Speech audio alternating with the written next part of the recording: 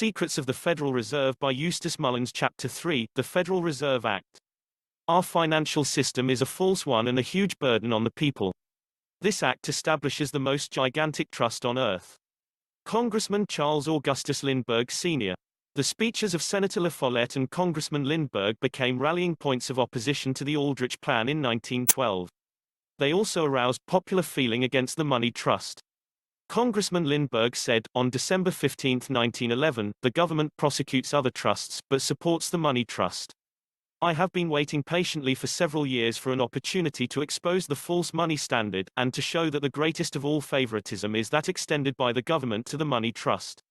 Senator La Follette publicly charged that a money trust of 50 men controlled the United States. George F. Baker, partner of J.P. Morgan, on being queried by reporters as to the truth of the charge, replied that it was absolutely in error. He said that he knew from personal knowledge that not more than 8 men ran this country. The Nation magazine replied editorially to Senator La Follette that, if there is a money trust, it will not be practical to establish that it exercises its influence either for good or for bad. Senator La Follette remarks in his memoirs that his speech against the money trust later cost him the presidency of the United States, just as Woodrow Wilson's early support of the Aldrich Plan had brought him into consideration for that office.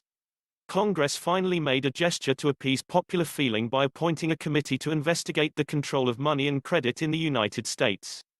This was the Pudgeot Committee, a subcommittee of the House Banking and Currency Committee, which conducted the famous Money Trust hearings in 1912, under the leadership of Congressman Arsène Pudgeot of Louisiana, who was regarded as a spokesman for the oil interests. These hearings were deliberately dragged on for 5 months, and resulted in 6,000 pages of printed testimony in 4 volumes. Month after month, the bankers made the train trip from New York to Washington, testified before the committee and returned to New York. The hearings were extremely dull, and no startling information turned up at these sessions. The bankers solemnly admitted that 428 they were indeed bankers, insisted that they always operated in the public interest, and claimed that they were animated only by the highest ideals of public service, like the congressman before whom they were testifying. The paradoxical nature of the Pudgeot Money Trust hearings may better be understood if we examine the man who single-handedly carried on these hearings, Samuel Untermyer. He was one of the principal contributors to Woodrow Wilson's presidential campaign fund, and was one of the wealthiest corporation lawyers in New York.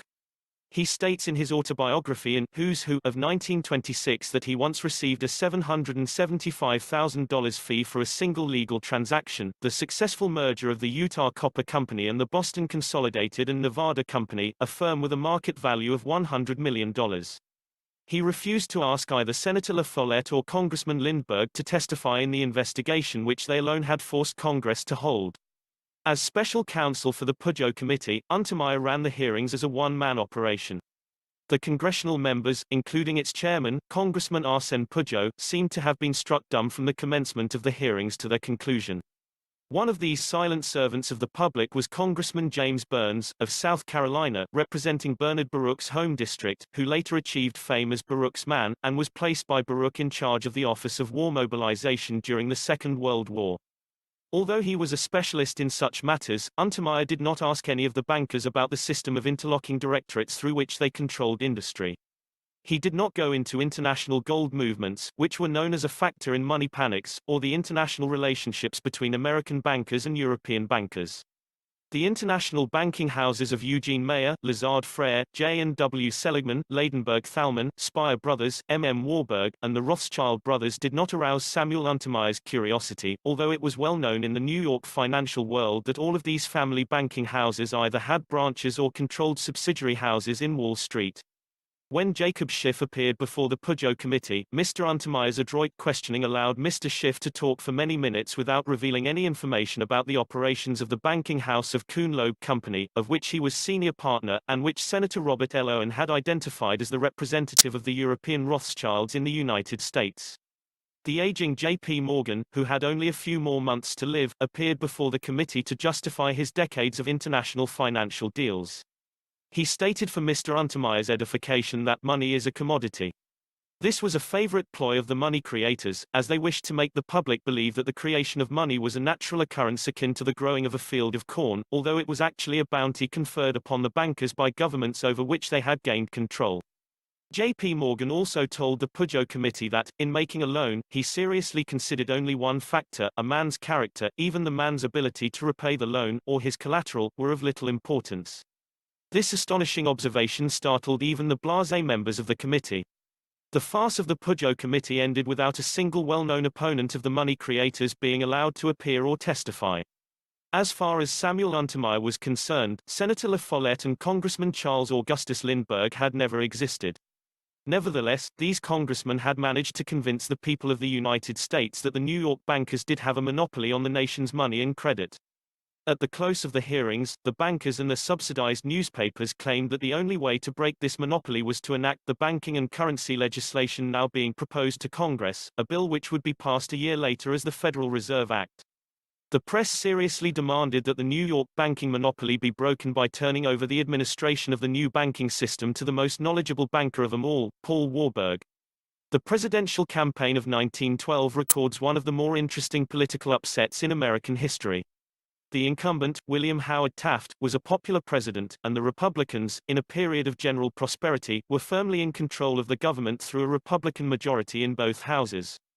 The Democratic challenger, Woodrow Wilson, governor of New Jersey, had no national recognition, and was a stiff, austere man who excited little public support. Both parties included a monetary reform bill in their platforms. The Republicans were committed to the Aldrich Plan, which had been denounced as a Wall Street plan, and the Democrats had the Federal Reserve Act. Neither party bothered to inform the public that the bills were almost identical except for the names. In retrospect, it seems obvious that the money creators decided to dump Taft and go with Wilson. How do we know this? Taft seemed certain of re-election, and Wilson would return to obscurity. Suddenly, Theodore Roosevelt threw his hat into the ring. He announced that he was running as a third-party candidate, the Bull Moose. His candidacy would have been ludicrous had it not been for the fact that he was exceptionally well-financed. Moreover, he was given unlimited press coverage, more than Taft and Wilson combined. As a Republican ex-president, it was obvious that Roosevelt would cut deeply into Taft's vote. This proved the case, and Wilson won the election. To this day, no one can say what Theodore Roosevelt's program was, or why he would sabotage his own party. Since the bankers were financing all three candidates, they would win regardless of the outcome. Later congressional testimony showed that in the firm of Kuhn Loeb Company, Felix Warburg was supporting Taft, Paul Warburg and Jacob Schiff were supporting Wilson, and Otto Kahn was supporting Roosevelt. The result was that a Democratic Congress and a Democratic president were elected in 1912 to get the central bank legislation passed. It seems probable that the identification of the Aldrich Plan as a Wall Street operation predicted that it would have a difficult passage through Congress, as the Democrats would solidly oppose it, whereas a successful Democratic candidate, supported by a Democratic Congress, would be able to pass the central bank plan. Taft was thrown overboard because the bankers doubted he could deliver on the Aldrich Plan, and Roosevelt was the instrument of his demise.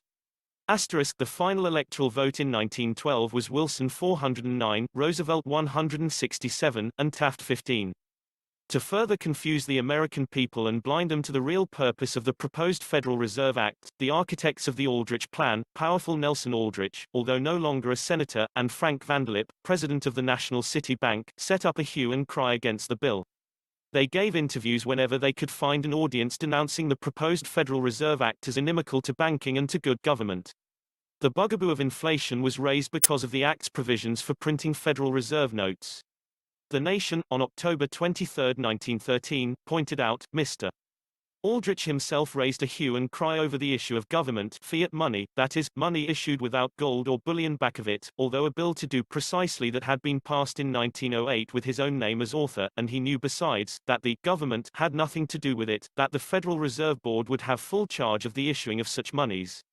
Frank Vanderlip's claims were so bizarre that Senator Robert L. Owen, chairman of the newly formed Senate Banking and Currency Committee, which had been formed on March 18, 1913, accused him of openly carrying on a campaign of misrepresentation about the bill.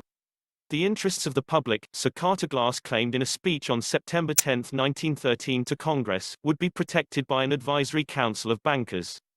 There can be nothing sinister about its transactions.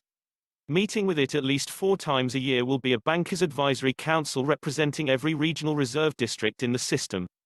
How could we have exercised greater caution in safeguarding the public interests? Glass claimed that the proposed Federal Advisory Council would force the Federal Reserve Board of Governors to act in the best interest of the people. Senator Root raised the problem of inflation, claiming that under the Federal Reserve Act, note circulation would always expand indefinitely, causing great inflation. However, the later history of the Federal Reserve System showed that it not only caused inflation, but that the issue of notes could also be restricted, causing deflation, as occurred from 1929 to 1939.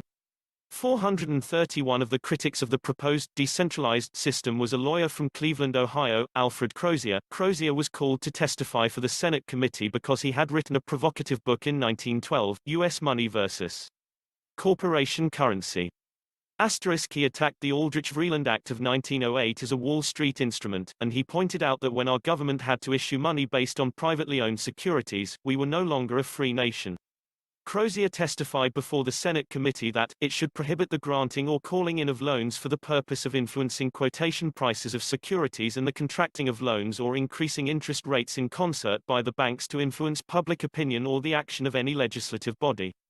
Within recent months, William McAdoo, Secretary of the Treasury of the United States, was reported in the open press as charging specifically that there was a conspiracy among certain of the large banking interests to put a contraction upon the currency and to raise interest rates for the sake of making the public force Congress into passing currency legislation desired by those interests. The so-called administration currency bill grants just what Wall Street and the big banks for 25 years have been striving for, that is, private instead of public control of currency. It does this as completely as the Aldrich Bill. Both measures rob the government and the people of all effective control over the public's money, and vest in the banks exclusively the dangerous power to make money among the people scarce or plenty. The Aldrich Bill puts this power in one central bank. The administration bill puts it in 12 regional central banks, all owned exclusively by the identical private interests that would have owned and operated the Aldrich Bank. President Garfield shortly before his assassination declared that whoever controls the supply of currency would control the business and activities of the people. Thomas Jefferson warned us 100 years ago that a private central bank issuing the public currency was a greater menace to the liberties of the people than a standing army. It is interesting to note how many assassinations of presidents of the United States follow their concern with the issuing of public currency, Lincoln with his greenback, non-interest-bearing notes, and Garfield, making a pronouncement on currency problems just before he was assassinated. And John F. Kennedy after issuing U.S. Treasury notes in 1963. We now begin to understand why such a lengthy campaign of planned deception was necessary, from the secret conference at Jekyll Island to the identical reform plans proposed by the Democratic and Republican parties under different names. The bankers could not wrest control of the issuance of money from the citizens of the United States, to whom it had been designated through its Congress by the Constitution, until the Congress granted them their monopoly for a central bank. Therefore, much of the influence exerted to get the Federal Reserve Act passed was done behind the scenes, principally by two shadowy, non-elected persons, the German immigrant, Paul Warburg, and Colonel Edward Mandelhaus of Texas. Paul Warburg made an appearance before the House Banking and Currency Committee in 1913, in which he briefly stated his background: "I am a member of the banking house of Kuhn, Loeb Company. I came over to this country in 1902, having been born and educated in the banking business in Hamburg, Germany, and studied banking in London and Paris, and have gone all around the world. In the panic of 1907, the first suggestion I made was, let us get a national clearing house. The Aldrich plan contains some things which are simply fundamental rules of banking. Your aim in this plan, the Owen Glass Bill, must be the same: centralizing of reserves, mobilizing commercial credit, and getting an elastic note issue." Warburg's phrase, mobilization of credit, was an important one, because the First World War was due to begin shortly, and the first task of the Federal Reserve System would be to finance the World War. The European nations were already bankrupt, because they had maintained large standing armies for almost 50 years, a situation created by their own central banks, and therefore they could not finance a war. A central bank always imposes a tremendous burden on the nation for rearmament and defense, in order to create inextinguishable debt, simultaneously creating a military dictatorship and enslaving the people to pay the interest on the debt which the bankers have artificially created. In the Senate debate on the Federal Reserve Act, Senator Stone said on December 12, 1913, "The great banks for years have sought to have and control agents in the Treasury to serve their purposes. Let me quote from this World article: just as soon as Mr. McAdoo came to Washington, a woman whom the National City Bank had 431 installed in the Treasury Department to get advance information on the condition of banks, and other matters of interest to the big Wall Street group, was removed.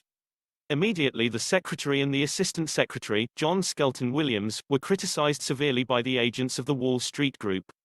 I myself have known more than one occasion when bankers refused credit to men who opposed their political views and purposes.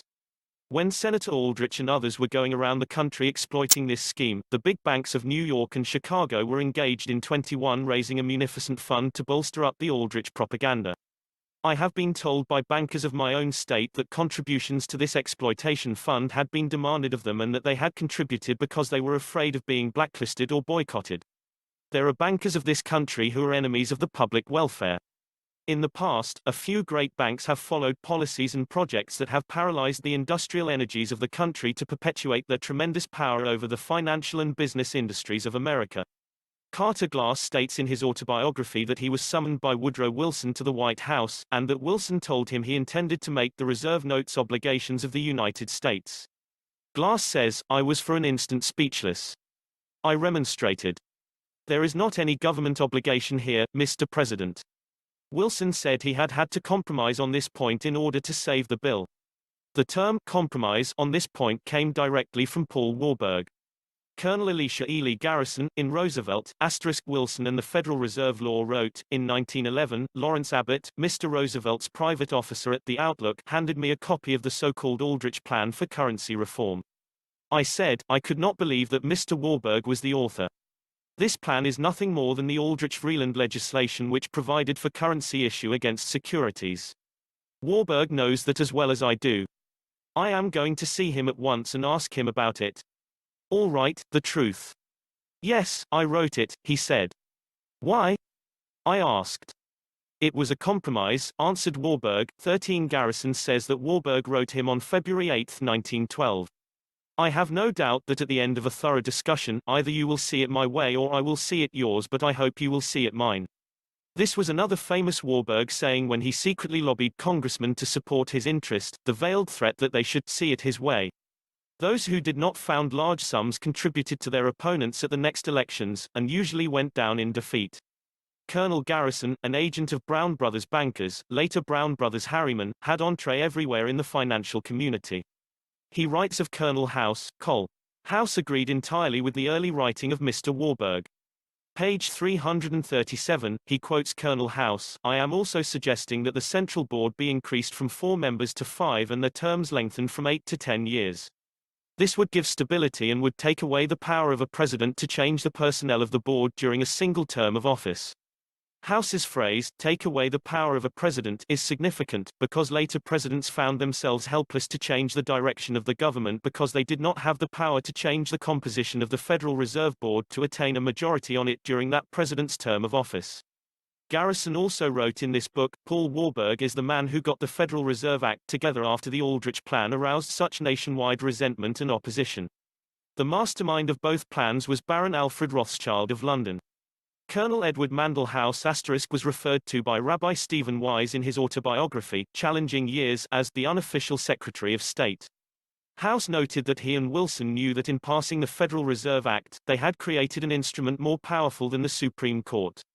The Federal Reserve Board of Governors actually comprised a Supreme Court of Finance, and there was no appeal from any of their rulings. In 1911, prior to Wilson's taking office as president, House had returned to his home in Texas and completed a book called Philip Drew, Administrator. Ostensibly a novel, it was actually a detailed plan for the future government of the United States, which would establish socialism as dreamed by Karl Marx, according to House. This novel predicted the enactment of the graduated income tax, excess profits tax, unemployment insurance, social security, and a flexible currency system. In short, it was the blueprint which was later followed by the Woodrow Wilson and Franklin D. Roosevelt administrations. It was published anonymously by B. W. Huebsch of New York, and widely circulated among government officials, who were left in no doubt as to its authorship. George Sylvester Viereck who knew House for years, later wrote an account of the Wilson-House relationship, the strangest friendship in history. 14 in 1955, Westbrook Pegler, the Hearst columnist from 1932 to 1956, heard of the Philip Drew book and called Viereck to ask if he had a copy. Viereck sent Pegler his copy of the book, and Pegler wrote a column about it, stating, "One of the institutions outlined in Philip Drew is the Federal Reserve System. The Schiffs, the Warburgs, the Kahns, the Rockefellers and Morgans put their faith in House." The Schiff, Warburg, Rockefeller and Morgan interests were personally represented in the mysterious conference at Jekyll Island.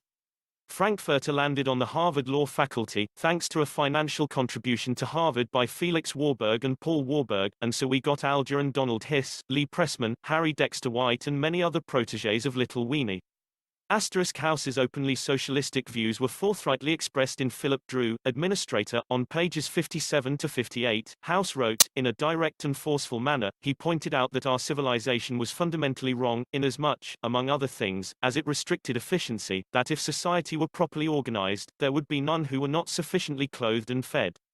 The result, that the laws, habits and ethical training in vogue were alike responsible for the inequalities in opportunity and the consequent wide difference between the few and the many, that the results of such conditions was to render inefficient a large part of the population, the percentage differing in each country in the ratio that education and enlightenment and unselfish laws bore to ignorance, bigotry and selfish laws. 15 In his book, House Drew envisions himself becoming a dictator and forcing on the people his radical views. Page 148. They recognized the fact that Drew dominated the situation and that a mastermind had at last risen in the Republic. He now assumes the title of general. General Drew announced his purpose of assuming the powers of a dictator. They were assured that he was free from any personal ambition. He proclaimed himself administrator of the Republic. This pensive dreamer who imagined himself a dictator actually managed to place himself in the position of the confidential advisor to the President of the United States, and then to have many of his desires enacted into law. On page 227, he lists some of the laws he wishes to enact as dictator. Among them are an old age pension law, laborers' insurance compensation, cooperative markets, a Federal Reserve banking system, cooperative loans, national employment bureaus, and other social legislation, some of which was enacted during Wilson's administration, and others during the Franklin D. Roosevelt's administration. The latter was actually a continuation of the Wilson administration, with many of the same personnel, and with House guiding the administration from behind the scenes.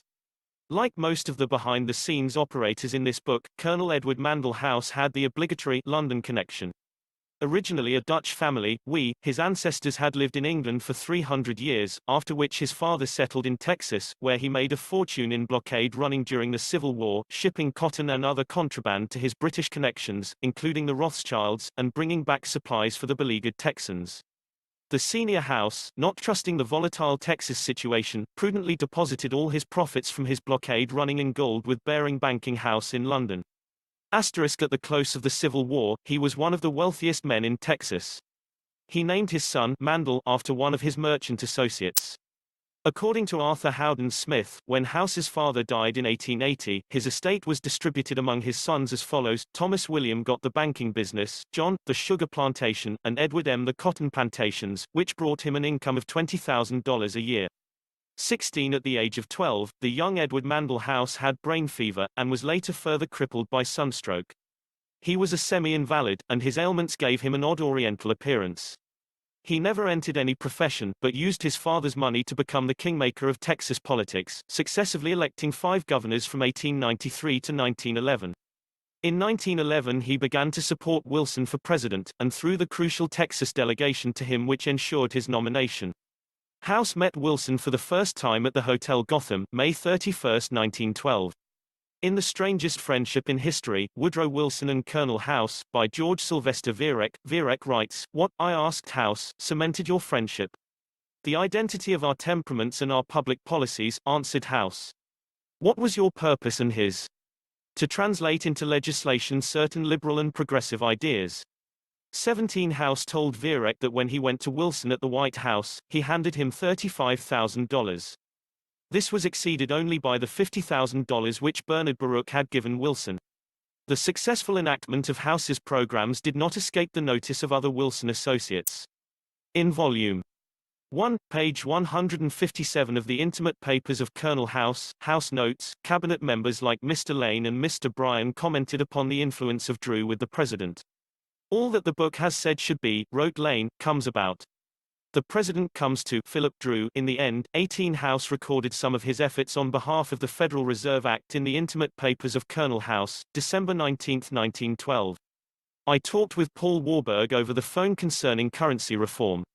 I told of my trip to Washington and what I had done there to get it in working order.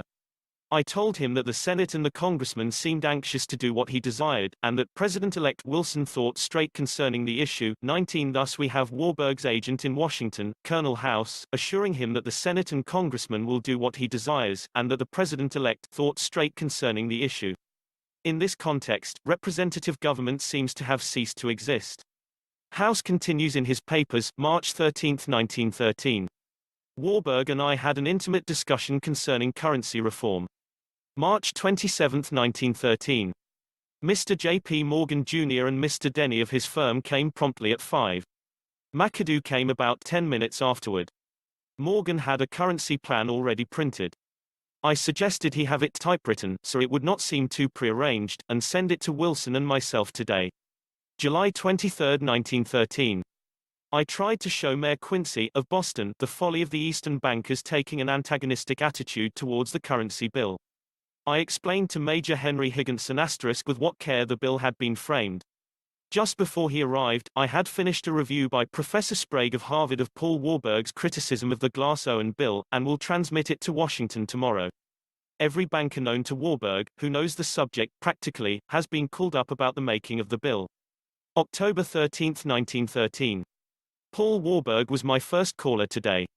He came to discuss the currency measure. There are many features of the Owen Glass bill that he does not approve. I promised to put him in touch with McAdoo and Senator Owen so that he might discuss it with them.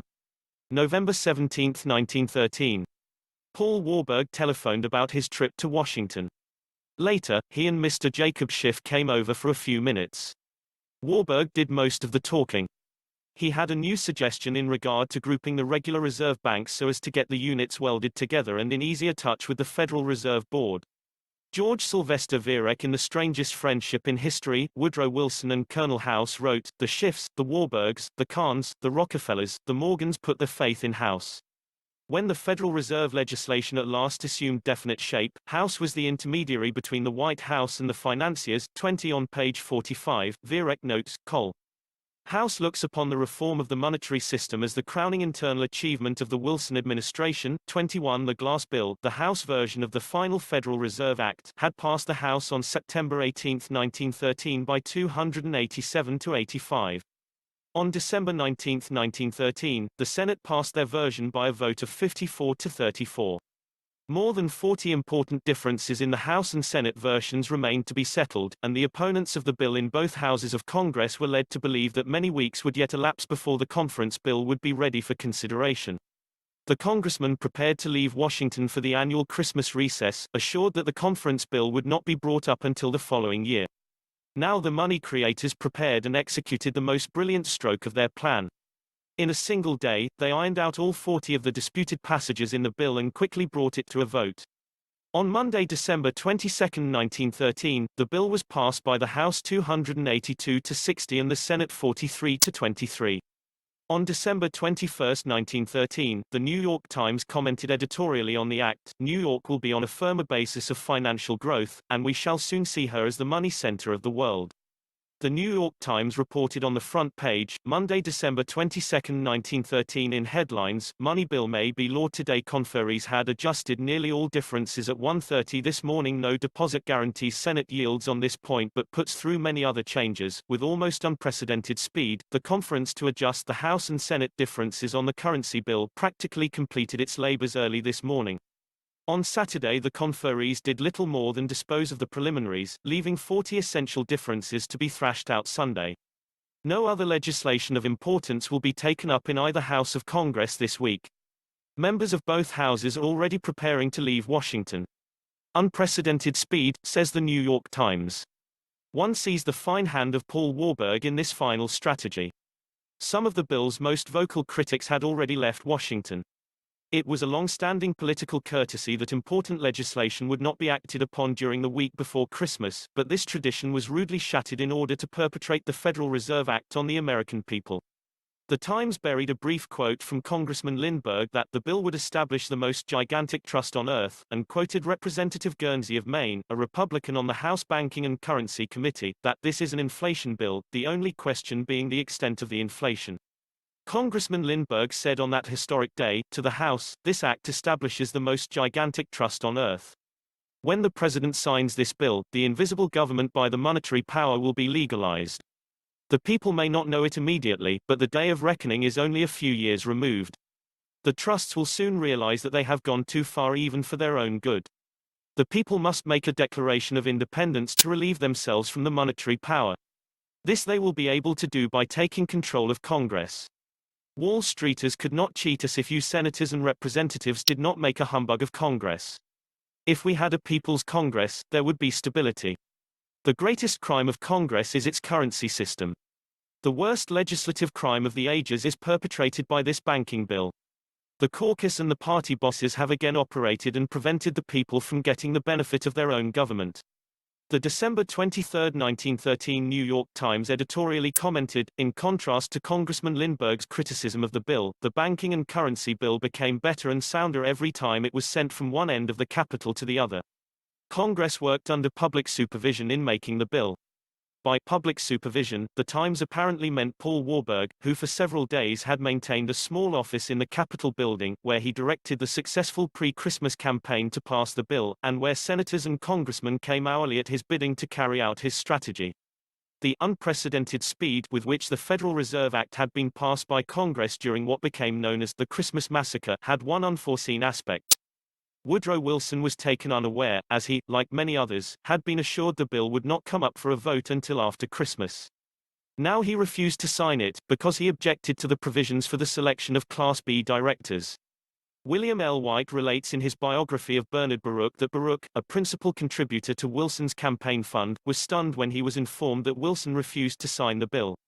He hurried to the White House and assured Wilson that this was a minor matter, which could be fixed up later through administrative processes. The important thing was to get the Federal Reserve Act signed into law at once. With this reassurance, Wilson signed the Federal Reserve Act on December 23, 1913. History proved that on that day, the Constitution ceased to be the governing covenant of the American people, and our liberties were handed over to a small group of international bankers. The December 24, 1913 New York Times carried a front-page headline, "Wilson signs the currency bill."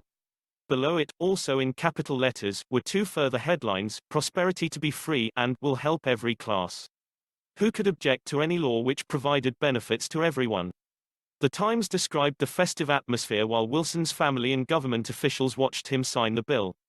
The Christmas spirit pervaded the gathering, exulted the Times. In his biography of Carter Glass, Rixey Smith states that those present at the signing of the bill included Vice President Marshall, Secretary Bryan, Carter Glass, Senator Owen, Secretary McAdoo, Speaker Champ Clark, and other Treasury officials. None of the real writers of the bill, the draftees of Jekyll Island, were present. They had prudently absented themselves from the scene of their victory. Rixey Smith also wrote, "It was as though Christmas had come 2 days early." On December 24, 1913, Jacob Schiff wrote to Colonel House, "My dear Colonel House, I want to say a word to you for the silent, but no doubt effective work you have done in the interest of currency legislation and to congratulate you that the measure has finally been enacted into law. I am with good wishes, faithfully yours, Jacob Schiff." Representative Moore of Kansas, in commenting on the passage of the act, said to the House of Representatives, "The President of the United States now becomes the absolute dictator of all the finances of the country. He appoints a controlling board of 7 men, all of whom belong to his political party, even though it is a minority. The Secretary of the Treasury is to rule supreme whenever there is a difference of opinion between himself and the Federal Reserve Board. And, only one member of the board is to pass out of office while the President is in office." The 10-year terms of office of the members of the board were lengthened by the Banking Act of 1935 to 14 years, which meant that these directors of the nation's finances, although not elected by the people, held office longer than 3 presidents. While Colonel House, Jacob Schiff and Paul Warburg basked in the glow of a job well done, the other actors in this drama were subject to later afterthoughts. Woodrow Wilson wrote in 1916, "National Economy and the Banking System," Senator Doc. No. 3. No. 223, 76th Congress, First Session, 1939. Our system of credit is concentrated in the Federal Reserve System. The growth of the nation, therefore, and all our activities, are in the hands of a few men. When he was asked by Clarence W. Barron whether he approved of the bill as it was finally passed, Warburg remarked, "Well, it hasn't got quite everything we want, but the lack can be adjusted later by administrative processes." Woodrow Wilson and Carter Glass are given credit for the act by most contemporary historians, but of all those concerned, Wilson had least to do with congressional action on the bill. George Creel, a veteran Washington correspondent, wrote in Harper's Weekly, June 26, 1915, "As far as the Democratic Party was concerned, Woodrow Wilson was without influence, save for the patronage he possessed. It was Bryan who whipped Congress into line on the tariff bill, on the Panama Canal tolls repeal, and on the currency bill." Mr. Bryan later wrote, "That is the one thing in my public career that I regret my work to secure the enactment of the Federal Reserve Law." On December 25, 1913, The Nation pointed out that the New York stock market began to rise steadily upon news that the Senate was ready to pass the Federal Reserve Act. This belies the claim that the Federal Reserve Act was a monetary reform bill. The New York Stock Exchange is generally considered an accurate barometer of the true meaning of any financial legislation passed in Washington. Senator Aldrich also decided that he no longer had misgivings about the Federal Reserve Act. In a magazine which he owned, and which he called The Independent, he wrote in July, 1914, "Before the passage of this act, the New York bankers could only dominate the reserves of New York. Now we are able to dominate the bank reserves of the entire country." H. W. Lukes denounced the Federal Reserve Act in The Great Conspiracy of the House of Morgan. "In the Federal Reserve Law, they have wrested from the people and secured for themselves the constitutional power to issue money and regulate the value thereof." On page 31, Lukes writes, "The House of Morgan is now in supreme control of our industry, commerce and political affairs. They are in complete control of the policy making of the Democratic, Republican and Progressive parties. The present extraordinary propaganda for preparedness is planned more for home coercion than for defense against foreign aggression." 22. The signing of the Federal Reserve Act by Woodrow Wilson represented the culmination of years of collusion with his intimate friend, Colonel House, and Paul Warburg. One of the men with whom House became acquainted in the Wilson administration was Franklin D. Roosevelt, Assistant Secretary of Navy. As soon as he obtained the Democratic nomination for president, in 1932, Franklin D. Roosevelt made a pilgrimage to Colonel House's home at Magnolia, Mass. Roosevelt, after the Republican hiatus of the 1920s, filled in the goals of Philip Dru, Administrator, 23, which Wilson had not been able to carry out. The late Roosevelt achievements included the enactment of the Social Security Program, excess profits tax, and the expansion of the graduated income tax to 90% of earned income. House's biographer, Charles Seymour, wrote, "He was wearied by the details of party politics and appointments. Even the share he had taken in constructive domestic legislation, the Federal Reserve Act, tariff revision, and the income tax amendment, did not satisfy him. From the beginning of 1914 he gave more and more of his time to what he regarded as the highest form of politics and that for which he was particularly suited, international affairs." 24. In 1938, shortly before he died, House told Charles Seymour, "During the last 15 years I have been close to the center of things, although few people suspect it. No important foreigner has come to the United States without talking to me. I was close to the movement that nominated Roosevelt. He has given me a free hand in advising him. All the ambassadors have reported to me frequently." A comparative print of the Federal Reserve Act of 1913 as passed by the House of Representatives and amended by the Senate shows the following striking change. The Senate struck out, "to suspend the officials of Federal Reserve banks for cause, stated in writing with opportunity of hearing, require the removal of said official for incompetency, dereliction of duty, fraud or deceit, such removal to be subject to approval by the President of the United States." This was changed by the Senate to read, "to suspend or remove any officer or director of any Federal Reserve Bank, the cause of such removal to be forthwith communicated in writing by the Federal Reserve Board to the removed officer or director and to said bank." This completely altered the conditions under which an officer or director might be removed. We no longer know what the conditions for removal are, or the cause. Apparently incompetency, dereliction of duty, fraud or deceit do not matter to the Federal Reserve Board. Also, the removed officer does not have the opportunity of appeal to the President. In answer to written inquiry, the Assistant Secretary of the Federal Reserve Board replied that only one officer has been removed for cause in the 36 years, the name and details of this matter being a private concern between the individual, the Reserve Bank concerned, and the Federal Reserve Board. The Federal Reserve System began its operations in 1914 with the activity of the Organization Committee, appointed by Woodrow Wilson, and composed of Secretary of the Treasury William McAdoo, who was his son-in-law, Secretary of Agriculture Houston and Controller of the Currency John Skelton Williams. On January 6, 1914, J.P. Morgan met with the organizing committee in New York. He informed them that there should not be more than 7 regional districts in the new system. This committee was to select the locations of the decentralized reserve banks. They were empowered to select from 8 to 12 reserve banks, although J.P. Morgan had testified he thought that not more than 4 should be selected. Much politicking went into the selection of these sites, as the 12 cities thus favored would become enormously important as centers of finance. New York, of course, was a foregone conclusion.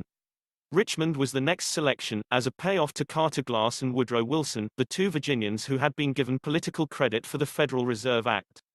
The other selections of the committee were Boston, Philadelphia, Cleveland, Chicago, St. Louis, Atlanta, Dallas, Minneapolis, Kansas City, and San Francisco. All of these cities later developed important financial districts as the result of this selection.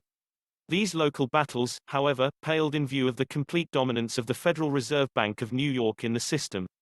Ferdinand Lundberg pointed out, in America's 60 Families, that, in practice, the Federal Reserve Bank of New York became the fountainhead of the system of 12 regional banks, for New York was the money market of the nation.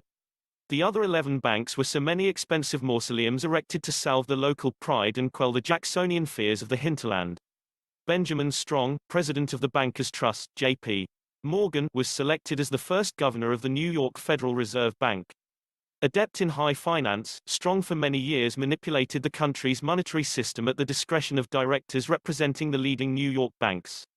Under Strong, the reserve system was brought into interlocking relations with the Bank of England and the Bank of France.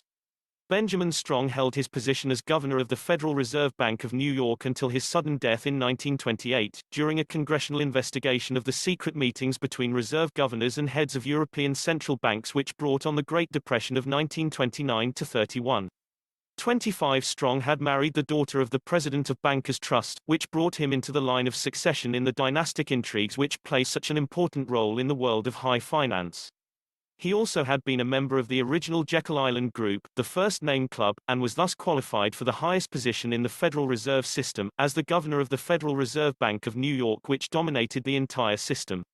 Paul Warburg also is mentioned in J. Lawrence Lauchlin's definitive volume, The Federal Reserve Act, Its Origins and Purposes. Mr. Paul Warburg of Kuhn, Loeb Company offered in March, 1910 a fairly well thought-out plan to be known as the United Reserve Bank of the United States. This was published in the New York Times of March 24, 1910. The group interested in the purposes of the National Monetary Commission met secretly at Jekyll Island for about 2 weeks in December, 1910, and concentrated on the preparation of a bill to be presented to Congress by the National Monetary Commission. The men who were present at Jekyll Island were Senator Aldrich, H.P. Davison of J.P. Morgan Company, Paul Warburg of Kuhn, Loeb Company, Frank Vanderlip of the National City Bank, and Charles D. Norton of the First National Bank.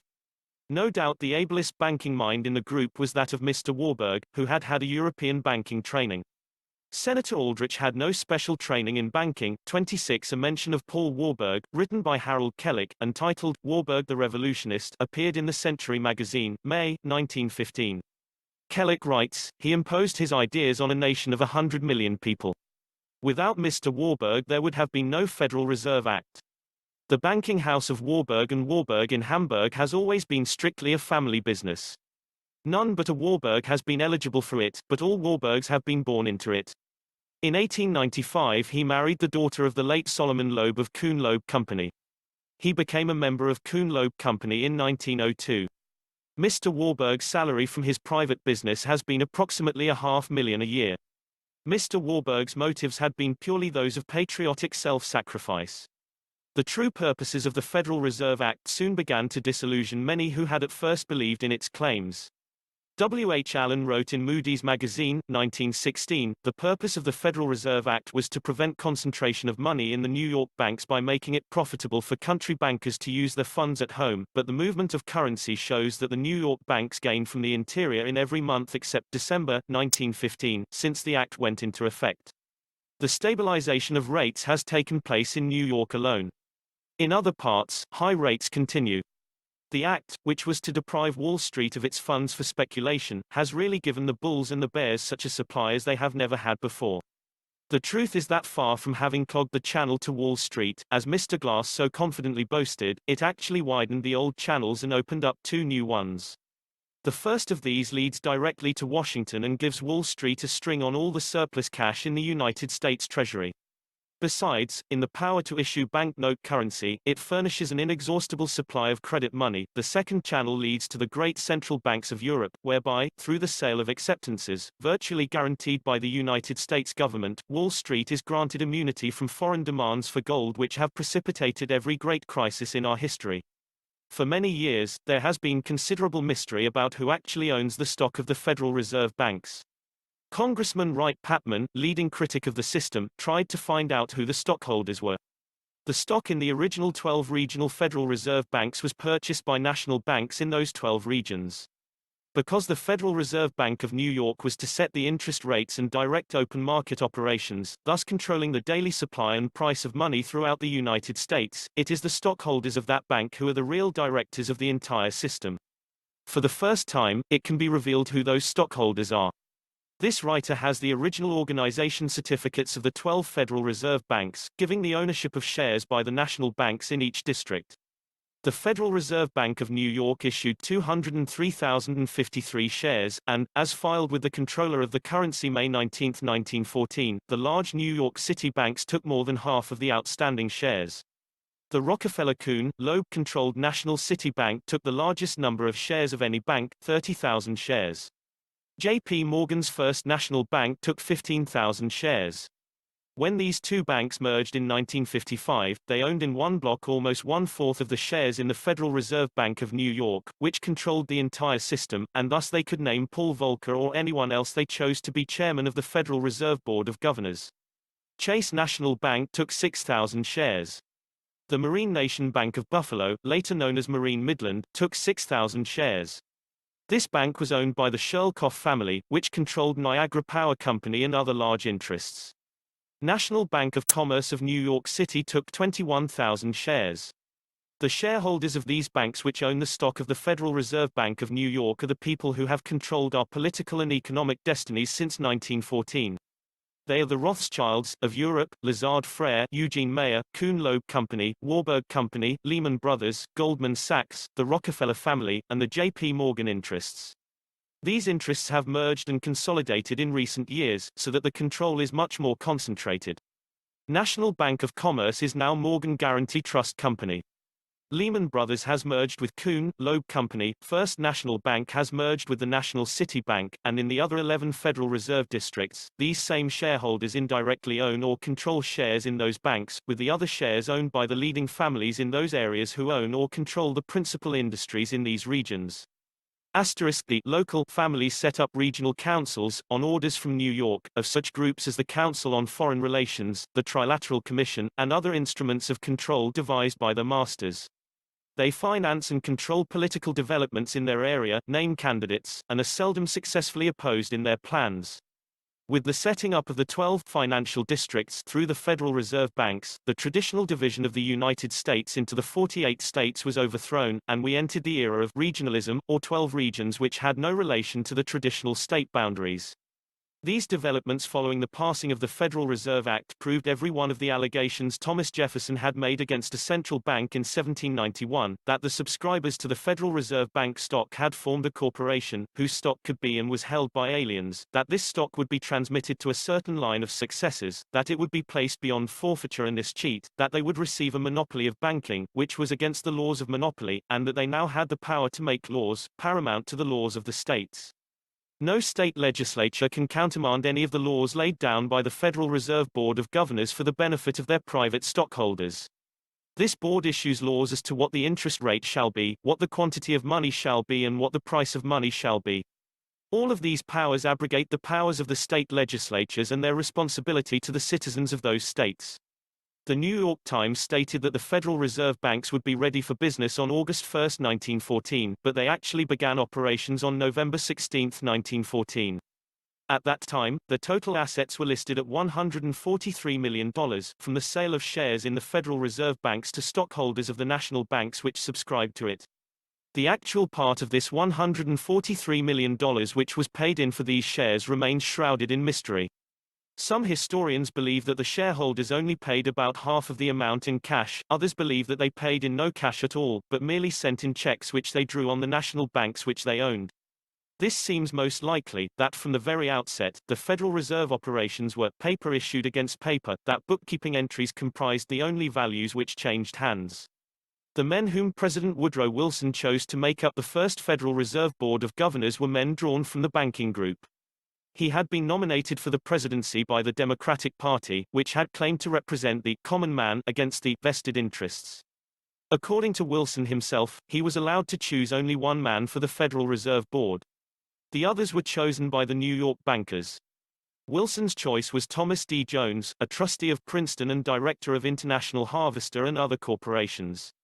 The other members were Adolph C. Miller, economist from Rockefeller's University of Chicago and Morgan's Harvard University, and also serving as Assistant Secretary of the Interior, Charles S. Hamlin, who had served previously as an Assistant Secretary to the Treasury for 8 years, F. A. Delano, a Roosevelt relative, and railroad operator who took over a number of railroads for Kuhn, Loeb Company, W.P.G. Harding, president of the First National Bank of Atlanta, and Paul Warburg of Kuhn, Loeb Company. According to the intimate papers of Colonel House, Warburg was appointed because the president accepted House's suggestion of Paul Warburg of New York because of his interest and experience in currency problems under both Republican and Democratic administrations. 27 Like Warburg, Delano had also been born outside the continental limits of the United States, although he was an American citizen. Delano's father, Warren Delano, according to Dr. Josephson and other authorities, was active in Hong Kong in the Chinese opium trade, and Frederick Delano was born in Hong Kong in 1863.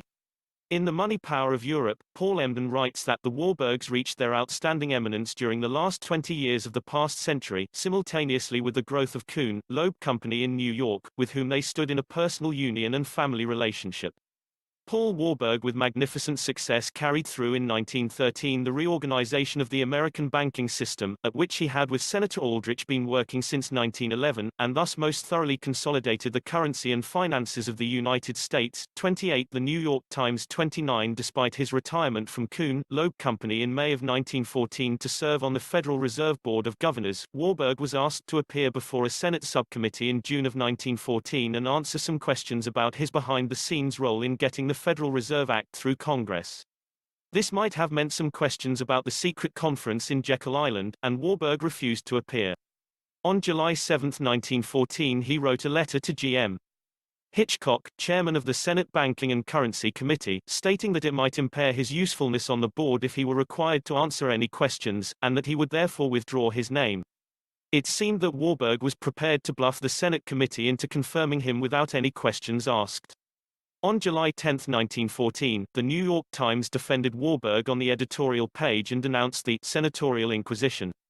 Since Warburg had not yet been asked any questions, the term inquisition seemed remarkably inappropriate, nor was there any real danger that the senators were preparing to use instruments of torture on Mr. Warburg. The imbroglio was resolved when the Senate committee, in abject surrender, agreed that Mr. Warburg would be given a list of questions in advance of his appearance so that he could go over them, and that he could be excused from answering any questions which might tend to impair his service on the Board of Governors. The Nation reported on July 23, 1914 that Mr. Warburg finally had a conference with Senator O'Gorman and agreed to meet the members of the Senate subcommittee informally, with a view to coming to an understanding, and to giving them any reasonable information they might desire. The opinion in Washington is that Mr. Warburg's confirmation is assured. The Nation was correct. Mr. Warburg was confirmed, the way having been smoothed by his fixer, Senator O'Gorman of New York, more familiarly known as the Senator from Wall Street. Senator Robert L. Owen had previously charged that Warburg was the American representative of the Rothschild family, but questioning him about this would indeed have smacked of the medieval Inquisition, and his fellow senators were too civilized to indulge in such barbarity. During the Senate hearings on Paul Warburg before the Senate Banking and Currency Committee, August 1, 1914, Senator Bristow asked, how many of these partners of Kuhn, Loeb Company are American citizens? Warburg, they are all American citizens except Mr. Kahn. He is a British subject. Bristow, he was at one time a candidate for Parliament, was he not? Warburg, there was talk about it, it had been suggested and he had it in his mind. Paul Warburg also stated to the committee, I went to England, where I stayed for 2 years, first in the banking and discount firm of Samuel Montague and Company. After that I went to France, where I stayed in a French bank. Chairman, what French bank was that? Warburg, it is the Russian Bank for Foreign Trade which has an agency in Paris. Bristow, I understand you to say that you were a Republican, but when Mr. Theodore Roosevelt came around, you then became a sympathizer with Mr. Wilson and supported him. Warburg, yes. Bristow, while your brother, Felix Warburg, was supporting Taft. Warburg, yes. Thus 3 partners of Kuhn, Loeb Company were supporting 3 different candidates for President of the United States. Paul Warburg was supporting Wilson, Felix Warburg was supporting Taft, and Otto Kahn was supporting Theodore Roosevelt. Paul Warburg explained this curious situation by telling the committee that they had no influence over each other's political beliefs, as finance and politics don't mix. Questions about Warburg's appointment vanished in a hue and cry with Wilson's sole appointment to the Board of Governors, Thomas B. Jones. Reporters had discovered that Jones, at the time of his appointment, was under indictment by the Attorney General of the United States. Wilson leaped to the defense of his choice, telling reporters that the majority of the men connected with what we have come to call big business are honest, incorruptible and patriotic. Despite Wilson's protestations, the Senate Banking and Currency Committee scheduled hearings on the fitness of Thomas D. Jones to be a member of the Board of Governors. Wilson then wrote a letter to Senator Robert L. Owen, chairman of that committee, White House, June 18, 1914. Dear Senator Owen, Mr. Jones has always stood for the rights of the people against the rights of privilege. His connection with the Harvester Company was a public service, not a private interest. He is the one man of the whole number who was in a peculiar sense my personal choice. Sincerely, Woodrow Wilson. Woodrow Wilson said, there is no reason to believe that the unfavorable report represents the attitude of the Senate itself. After several weeks, Thomas D. Jones withdrew his name, and the country had to do without his services.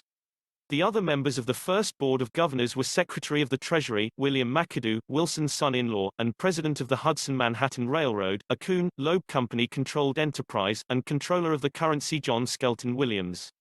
When the Federal Reserve banks were opened for business on November 16, 1914, Paul Warburg said, this date may be considered as the 4th of July in the economic history of the United States.